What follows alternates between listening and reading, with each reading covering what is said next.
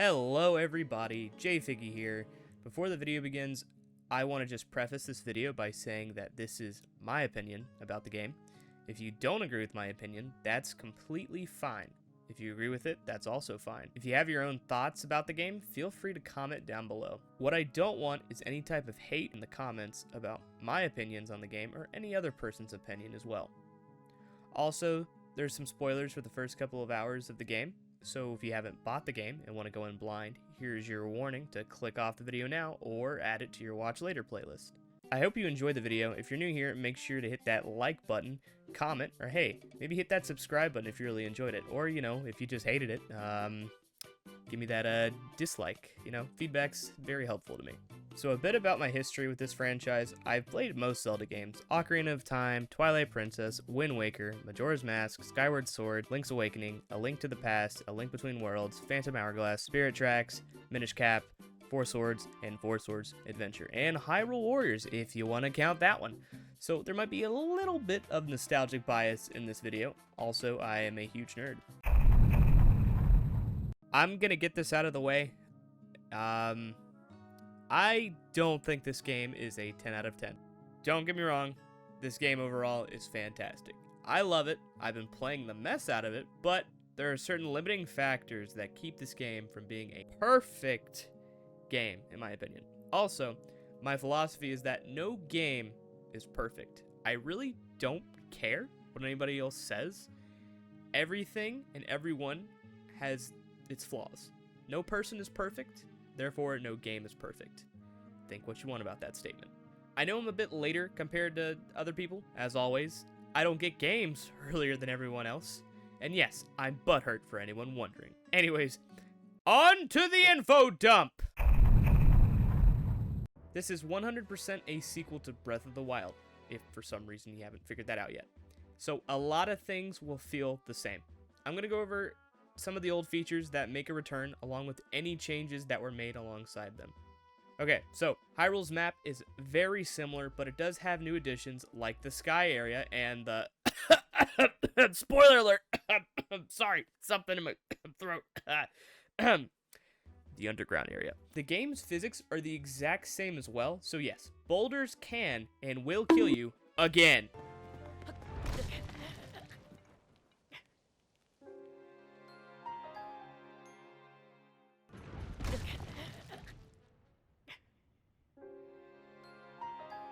Korok seeds also make a return for you sadist completionists out there who like to 100% everything, with some newer puzzles thrown in the mix, like helping Big Chungus Korok find other Big Chungus Korok. I'm not the biggest fan of that return, but hey, more is more, right?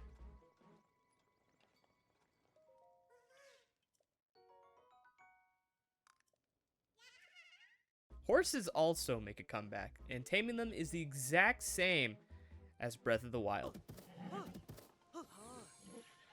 If you have saved data from Breath of the Wild and tame a new horse, all of your horses from the previous game will be available at any stable. So yes, your in-game horse will still be there, but I'm not 100% sure about any DLC horses or items that go along with it. Also, there's a reward point system that gives you certain mounts you can attach to your horse along with some dyes. I haven't gone too in-depth with this feature yet, but I'm optimistic about it, to say the least.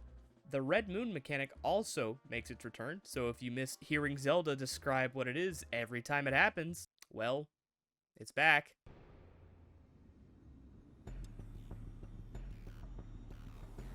Witness the blood moon's rise. When its red glow shines upon the land, the aimless spirits of slain monsters return to flesh.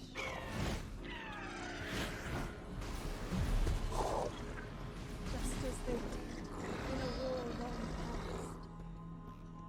The world is threatened once again.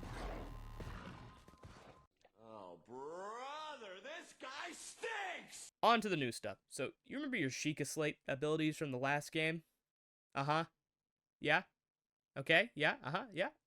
Well, they're gone. But hey, you get new abilities, which I honestly prefer over Breath of the Wild. The starting area is probably one of the best tutorial sections in a video game I've played in a while, as the game really shows you what you can do with your abilities.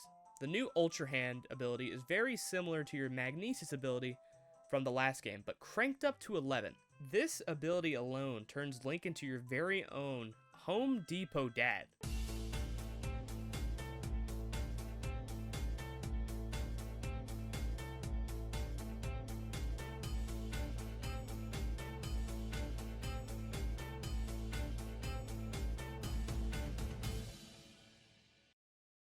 I am so getting multiple copyright strikes from this video. You can connect all sorts of things together. If you see two logs together, boom, connect. You see another log, boom, connect that. What's that? You wanted to make a mega bridge out of more logs? Boom, mega log bridge that's too long for its own good. You want to make a boat? Connect a couple logs and a random sail you conveniently find lying on the ground. And you thought I was going to say boom right there, didn't you? Well, you're right. Boom! You can make cars, planes, anything that pops into your head. You could probably make it. Your possibilities are endless. Now, how this stuff connects together, I can only assume is from the Flex Seal line of products, which, speaking of which, this video is sponsored by... Hang on, what's that? No, oh, okay, my sources tell me we're not actually sponsored. That sucks. Now that's a lot of damage! The next ability we get access to is Weapon Fusion. This is another hilariously designed ability. I'm still kind of in the middle about how I feel about this ability. At first, it was awesome to me. I got to shove a huge boulder onto my sword in order to break some rocks, so that was pretty cool. I think the most epic moment of the tutorial section was when I just learned about Weapon Fusion and I was fighting one of the new enemy types that could also use Weapon Fusion. He was using a board guster, which is a big stick. Yes, you heard that correct. Fused with a sail. And I fused something called, I don't think you're ready for this name, a long stick, thick stick. I don't understand how these weapons are named, but I had a great time fusing random stuff together. Next up, you learn the Ascend ability, which basically lets you no-clip through ceilings. This ability is cool, but I found it's mainly used for traversal or solving some puzzles. Haven't really thought of anything creative to do with that one quite yet. The last ability I've gotten in the game so far is called Recall, which literally just rewinds time on certain objects that were in motion. This ability can be used with throwable items like boomerangs, and could cause damage using these items against enemies like bosses.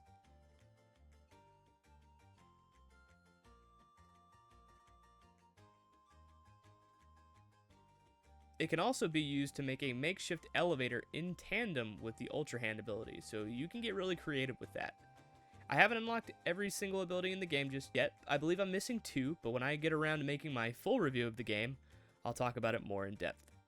So that basically sums up some of the features in the game so far. I probably missed some, or haven't experienced everything yet, but I'll get there. Okay, so now for the elephant in the room. I really hope you didn't laugh at that. So instead, here's a metal pipe. Now, if you laughed at that, your humor is broken, just like mine. But hey, join the club. Bring it in. Fist bump. Yep. Okay, yep. There we go. Yep. Anyways, the main thing holding this game back, in my opinion, is the Switch itself, as many of you guessed. Some of you probably are rolling your eyes right now, and yes, I realize it's hardware, but still. I had quite a few more frame drops than I would have liked, especially when entering new areas. An example that pops into my head was when I headed towards Hyrule Castletown ruins.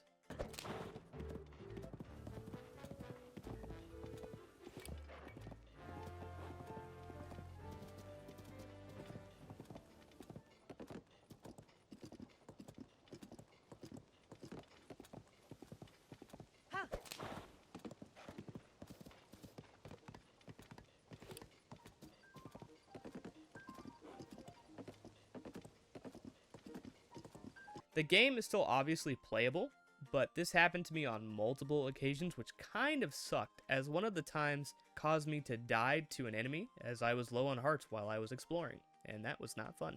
Another thing that bothers me, still even from Breath of the Wild, is the return of weapon degradation. I feel like the Zelda community is kind of split on this, but this time I'd argue it's worse because most of the weapons you find in Hyrule are rusted due to plot reasons, I guess. Weapon fusion helps mitigate this a bit, but I kind of miss finding secret spots and finding crazy weapons earlier on in my adventure, which you still can kind of do. But I still haven't explored too much of Hyrule, so my opinions might change later. But that still doesn't change the fact that my long stick, thick stick broke.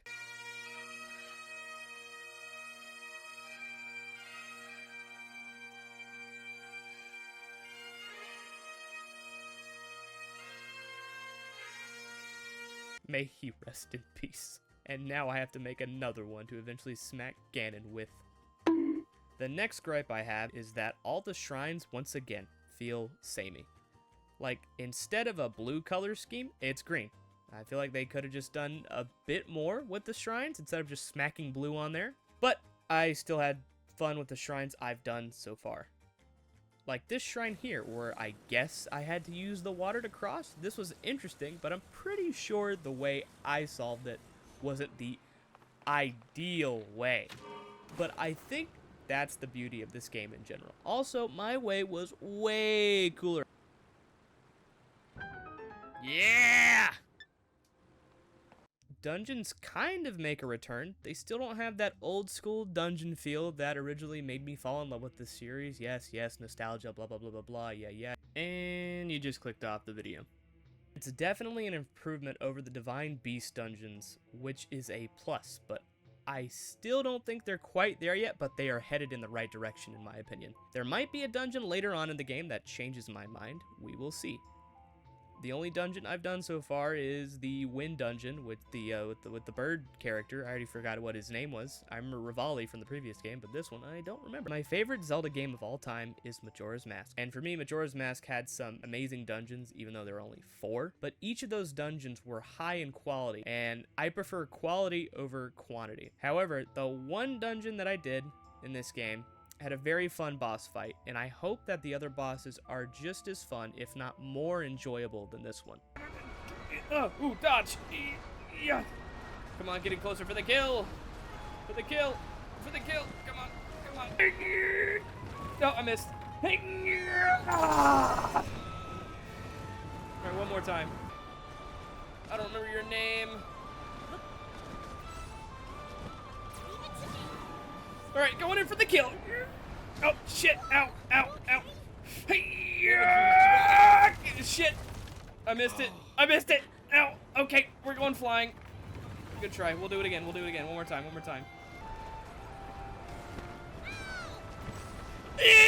Yeah! I'm going to talk about 2 of the new areas we got. I guess 2-ish, kind of, sort of. Besides Hyrule, that being the sky areas, obviously shown in the trailers, and the underground area, which is only accessible through these random holes in the ground, which I didn't realize I needed a paraglide for.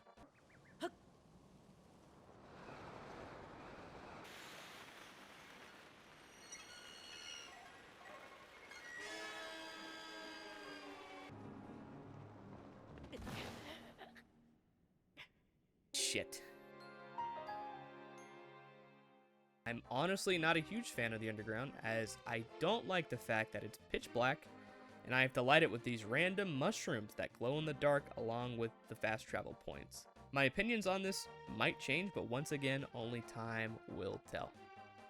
Lastly, there's a couple of things I didn't quite understand, as a lot of plot elements from Breath of the Wild seem to have been ignored so far. Like I said before, maybe I haven't gotten far enough into the game for all the questions I have, but a couple questions I do have are: what happened to all the Guardians and the Divine Beasts? Why are my clothes gone and are being sold to me at ridiculous prices or shoved into random chests and caves?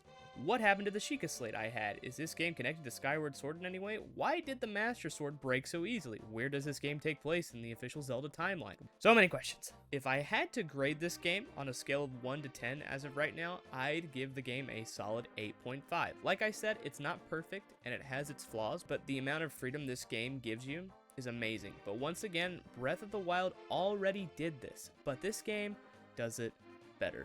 At best, this game feels like a huge expansion rather than a whole new game, which there's nothing wrong with, as I play a certain other game with expansions. The new abilities have added more to the game's already fun mechanics and physics, but Tears of the Kingdom being delayed to 6 years made me expect there to be a whole lot more. I never actually did a review of Breath of the Wild, mainly because this channel didn't exist back in 2017, but I really think that this game deserved to be the first game I dedicate a discussion to. Anyways, that's going to do it for me. If you made it this far, you did one of two things. One, you skipped all the way to the end. Shame, shame, shame, shame. Or two, you watched the whole thing, to which I say, thank you so much for your time. And if I helped you make a decision on whether to get the game or not, that's awesome. I'm glad I was able to help. If you liked the video, leave a like. If you didn't, leave a dislike. Also, leave a comment and let me know how you feel about the game. And if you like content like this or whatever else you stumble onto, consider hitting that subscribe button. If you need me, I'll be playing more Tears of the Kingdom. Hope you had a great day. Stay safe, stay healthy. Catch you guys on the next one. Peace out.